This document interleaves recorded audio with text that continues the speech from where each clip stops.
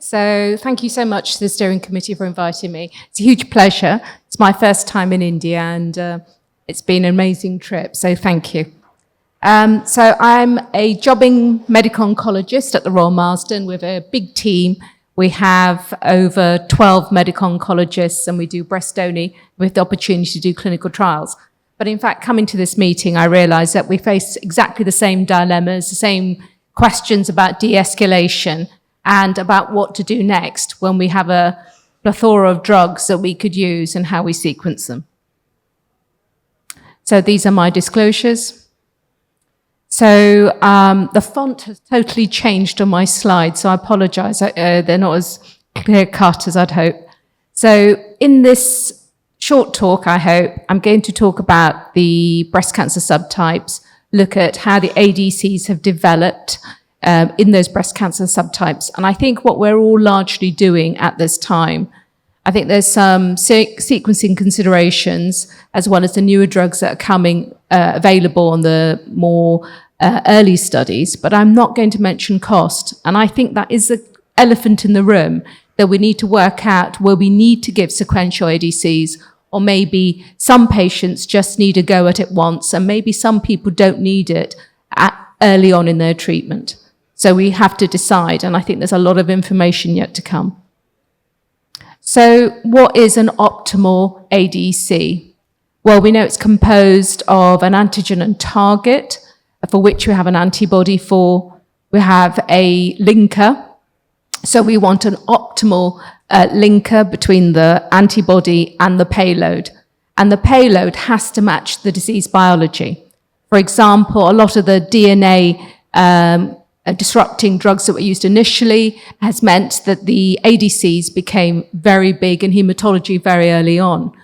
They're not anthracyclines, they're not taxanes, they're not the chemotherapies that we're used to using. They're high potency, usually too toxic chemotherapies to give systemically, but when you give it with a magic bullet, then we're able to give it in a targeted fashion to our patients.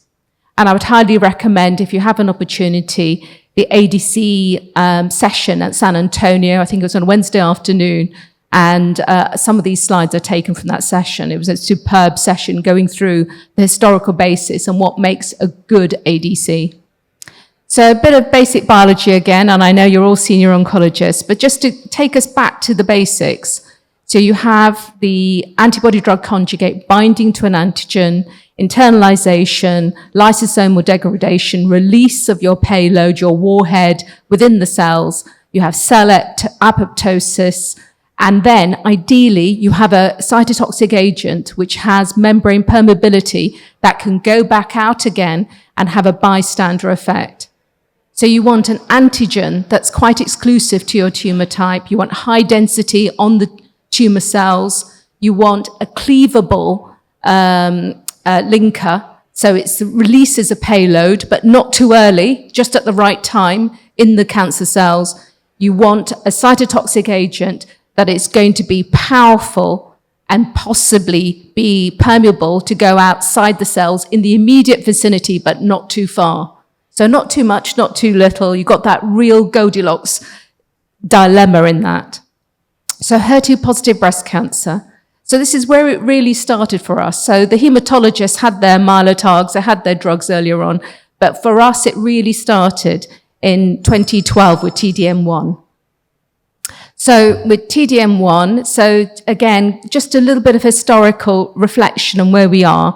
So this is so it's based on trastuzumab, a HER2-targeted antibody. You had a non-cleavable linker, and the drug ratio is 1 to 3.5, and you had a highly potent microtubule agent, amtazine. And so you have Amelia, the phase 3 study. When days are much simpler, you only had the Cleopatra study with the taxane and the HER2 monoclonals initially, and then a randomization. And this was impressive at that time. It was hard to achieve this with chemotherapy. So you had an overall survival benefit of nearly 5 months with a hazard ratio of 0.73. And we were very impressed with that. That became our second line. But since then, 10 years later, so here we're moving 10 years later to 2022, we have trastuzumab deruxtecan, TDXD. So the same monoclonal trastuzumab, but a cleavable linker, an 8-to-1 drug-to-antibody ratio, and here we've actually got a much more potent payload, a powerful warhead with a topoisomerase 1 inhibitor. And I don't need to go through this data again. So here we're looking at DB03. So we're looking at Cleopatra and one further line of therapy where we're competing against TDM1. And these progression-free survival and overall survival curves still impress me to this day. Look at that PFS. No wonder we were blown away. That is amazing. So hazard ratio of 0.3 for PFS and an overall survival benefit of 0.73. So that's our new standard. So I'm going to keep referring back to our ESMO living guidelines, which I've already dated in the last 2 weeks now because it doesn't include Dato-DXd. So we can see how things are changing so quickly. So our standard has been Cleopatra schedule first line, and then subsequently TDXD, the tucatinib, capecitabine, trastuzumab, HER2 climbed for brain mets patients. We've already said that if you have access to both drugs, you have to decide depending on your breast cancer patient, their nodal burden, which is a main driver of their mortality really. Is it going to be the brain mets or the visceral disease, what you choose to do? And here we have TDM1 relegated to fourth line and beyond in conjunction with chemotherapy and HER2 targeting. So Destiny Breast09 is still to be fully reported, but I can't see how it wouldn't become our first line. If you look at the PFS in DB03, it's 28 months versus 19 months. It's absolutely no way this is not going to be our first line within a matter of a few months. And then, but we still have this hesitancy that having a patient on maintenance DTXT is really not very attractive. We feel that we want to de-escalate in some way. Once you've achieved that great response, how do you maintain that response? And we have a number of trials looking at that with either HP maintenance, tucatinib and HP, and as we saw in San Antonio with Patina, maybe a CDK4/6 inhibitor, HP and endocrine therapy for the triple positives. Everyone feels that TDXT long-term maintenance is not really doable for most patients. We had, again, a discussion just now about brain disease and HER2-positive breast cancer and how we know that TDXT has the efficacy. Does it move further on in the treatment schedules? Is that going to be our first line? Do patients stay on it long-term? So an even larger area of expansion with ADCs has been the hormone-positive, HER2-negative area, HER2 ultra-low or low area. And so we've seen this a few times. We have to retrain our eye and our pathologist's eye to look for those really low HER2 expression. So we go back to DB04. So we're looking at really a population of HER2-low patients, both hormone-negative and hormone-positive, in which they were randomized after a few lines of therapy to DDXT or standard of care. So in the hormone-positive cohort, we saw clear improvement in progression-free survival and overall survival. But then this was after a number of lines of therapy. And since then, we've had DB06, which has moved this further on, where we have potentially chemotherapy-naive patients who who have a demonstrated benefit of DDXT. So this is changing our paradigm of treating hormone-positive patients. The mantra has always been, go with hormones for as long as you can, and then switch to systemic chemotherapy or whatever you're going to do at that point, be it ADCs or chemotherapy. So this is turning it on its head, but it's not for everyone. There are those patients who are clearly endocrine resistant, in which endocrine therapy is not going to be the right way forward, certainly not at the point of progression. And so do you interject with TDXD at that point and then go back to your hormone options when you've had some control of your disease. Again, we all feel hesitant that TDXT long-term maintenance is not a comfortable place to be sitting. These drugs are exhausting. So as we saw in the previous DESTINY studies, a clear progression-free benefit, maybe not an overall survival, but a clear progression-free benefit in using TDXT in HER2-low patients. So in hormone-positive breast cancer, we can not only see that TDXT would have a benefit, but also sacituzumab govitecan. So looking again, going back to our basics, the antibody is a TROP2 antibody. There is a cleavable linker, and the drug ratio is 7.6 to 1. So it's a high potency payload, and you have SN38, which is one of the irinotecan derivatives. So a bit like exatecan, a bit like irinotecan. Okay, so the landmark study was TROPiCS-02, in which in hormone-positive breast cancer, at least one line of endocrine therapy and a chemotherapy had been explored, and we are randomized to choice of drug according to oncologist. And we're up against drugs like capecitabine, vinorelbine, eribulin. These are not powerful drugs in this setting. We again see an improvement in PFS, but not as dramatic as we saw in TDXT, and an overall survival benefit. So going back to our ESMO living guidelines, where are we with all of this? Well, I actually did this slide before, a few weeks ago, before the Dato-DXd data and license came through. But at that time, we were probably looking at first line for clearly endocrine resistant patients with hormone-positive HER2-low breast cancer, the use of TDXD. Otherwise, after hormone therapy and one line of chemotherapy, we'd offer DDXT, and sacituzumab govitecan probably after the DDXT or another 2 lines of chemotherapy. So it's further along the road, probably because of the PFS benefit.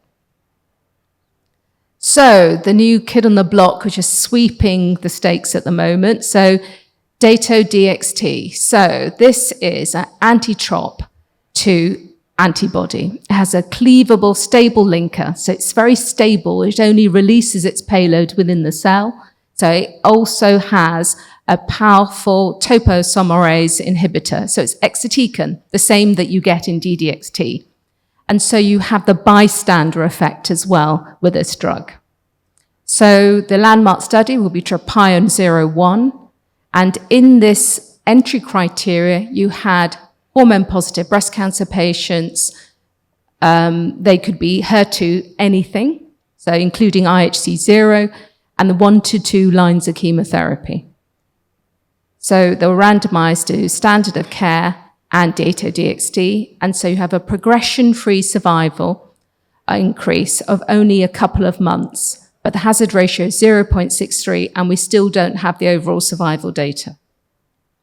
But in January of this year, the FDA and the Japanese Medicines License Authority has given Datraway a license. So it has, based on the TROPION-01 phase 3 study, a license for hormone-positive, HER2-negative breast cancer who've received prior endocrine therapy and prior chemotherapy. Now, it's not come through on my slide on this one, but in the Japanese license, it just says prior therapy, so it's very open. Okay, so an embarrassment of riches for the ADCs. If you're thinking about chemotherapy, you probably ought to think about an ADC. And here's Ian Kropp's ASCO flowchart on hormone-positive, HER2-negative breast cancer, how to move forward. And I think I won't dwell on it too much because Matteo Lambertini and Shahina Dawood talked about this yesterday. So when you have those endocrine-resistant patients, particularly if they don't have a biomarker or a target that you can latch onto, perhaps they do need chemotherapy much quicker, and maybe that chemotherapy should be an ADC because clearly they're better. So currently, we've got the options of T-DXd, we've also got the option of Dato-DXd, and then the option of sacituzumab govitecan. And here I've kind of sequenced them, saying probably that's the order, but you're going to have to look at patient factors, you're going to have to look at burden of disease, endocrine resistance. They have different toxicity profiles. You're going to have to match that ADC to the patient as well as the efficacy. So looking at triple-negative breast cancer, you have sacituzumab govitecan, and again, we've already gone through how it's made up and the landmark study of ASCENT.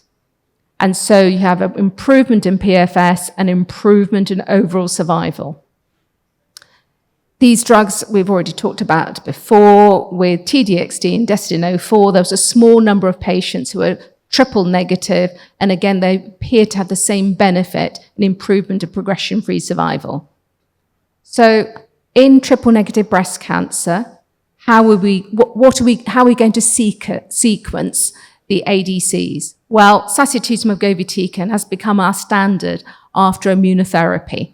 So you're going to go from Keynote pembrolizumab, from Impassion 130 with your immunotherapy, and then move on to sacituzumab govitecan, and then maybe look at chemotherapy or maybe go straight on to T-DXd. So you're looking at a sequence, a flowchart developing, but then T-DXd has a license for rapidly progressive triple-negative breast cancer. So they've jumped into that 6-month window before immunotherapy license starts. So if you have a rapidly progressive triple-negative breast cancer, you can use T-DXd within license. And all of these drugs are moving forward into the adjuvant and neoadjuvant setting, albeit single agent or in combination with immunotherapy, as in ASCENT-04. And that applies to both Dato-DXd and also sacituzumab govitecan, as well as the DESTINY breast studies. So sequencing. So when do we consider an ADC? And what should we be considering? Well, they're clearly superior than chemotherapy, but maybe we just need to use them once. Maybe we don't need to use them in sequence. You have to look at the studies, the data, and then we have to try and match who's going to benefit the most. Brain mets and DDXT, but if you've got a hormone-positive breast cancer with mostly bone-only disease, do you really want to give DDXT? Do we need to? Then there's proof of concept that we know that sequential ADCs work. So you start off with Kadcyla and you give TDXD later, so TDM1, and then follow with TDXD later. You have the same target, different payload, a more powerful payload, so you get a benefit. But we already have data with sequencing that if you've had one ADC, you're less likely to respond to another, and I'll talk about this a little bit later. And also, you will lose patients on the way. So some patients, if you don't give them the best drug early enough, they won't be alive for the next cycle. And you have to match a toxicity with tolerability. When does ILD in a smoker with previous lung disease become an issue? When does diarrhea with someone with a background of inflammatory bowel or something else like that, when does that become impossible to deliver safely? This is coming back to Koligano's presentation, in which there's good real-world data suggesting that you've had one TROP1 ADC, that a second one may not work so well. Sorry, Topo1 ADC, a second one may not work so well.